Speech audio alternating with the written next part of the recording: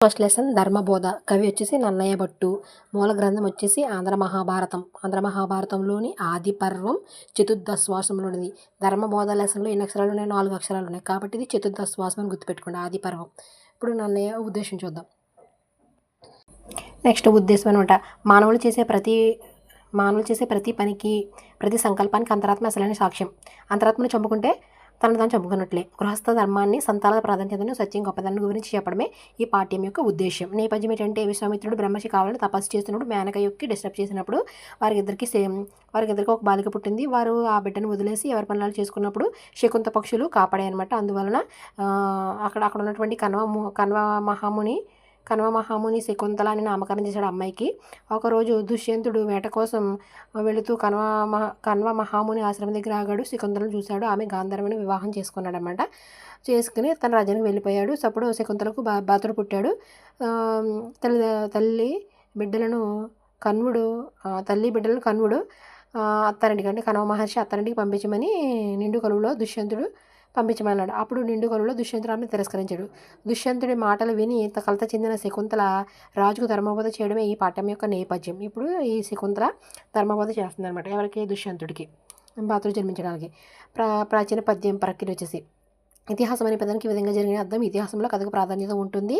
రామాయణ మహాభారత ఇతిహాసాలను మూలకం తీసుకుని వర్ణలతో చందోబద్ధంగా పద్యాల రూపంలో కావ్యంగా మలిచి రావడం ఇతిహాస కావ్యం. కావ్యాలు కవి ప్రతిభా వివేశాలను వెల్లడిస్తాయి. అద్భుత కథా గమనంతో పాఠాల మనసుల్లో చెరగని ముద్ర వేస్తాయని చెప్పేసాడు అనమాట. తర్వాత ఇక్కడ మన కవి చూసుకుంటే నన్నయ్య భట్టు. నన్నయ్య 11వ శతాబ్దానికి చెందినవాడు. మనకి ముగ్గురు ఉంటారనమాట. ఎవరు? నన్నయ్య, తిక్కన, ఎర్రన. ఏ ముగ్గురులో కంపల్సరీ బిట్ వస్తుంది. వారి యొక్క ఏ గ్రంథం 11వ శతాబ్దం చెందినవాడు అనమాట. రాజమహేంద్రవరాన్ని రాజధానిగా చేసుకుని ఆంధ్రాన్ని పాలిస్తున్న తూర్పు చాళుక్య రాజు అయినటువంటి రాజరాజ నరేంద్రుడు. ఈ రాజరాజ నరేంద్రుడు ఎక్కడ ఉన్నాడు? రాజమహేంద్రవరంలో ఉన్నాడు. ఇతను తూర్పు చాళుక్య రాజు అనమాట. ఆస్థాన కవి ఎవరంటే నన్నయ్య, 11వ శతాబ్దానికి చెందినవాడు. వేదవ్యాసుడు సంస్కృతంలో రచించిన మహాభారతాన్ని ఆంధ్రికంలో ఆధికరించిన కవిత్రయం అంటే ఎవరు వచ్చారో చెప్పాను. నన్నయ్య, తిక్కన, ఎర్రన. మొదటివాడు ఎవరు? ఇతనే, నన్నయ్య.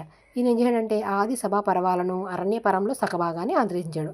ఇతను మూడు పర్వాలు అనమాట. లాస్ట్ పర్వంలో మాత్రం సగమే. ఈ అరణ్య పర్వంలో 4వ ఆశ్వాసంలో 142 పద్యం వరకు రాశాడనమాట. ఇతను చాముండికా విలాసం, ఇంద్ర విజయం అనే కావ్యాలను చాముండికా విలాసం అంటే విలాసం అంటే ఏంటి? విలాసం, ఇంద్ర విజయం, చాముండికా విలాసం, ఇంద్ర విజయం.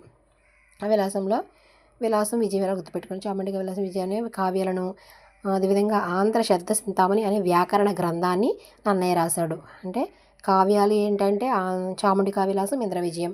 ఆంధ్ర శబ్ద సింతామణి అనే వ్యాకరణ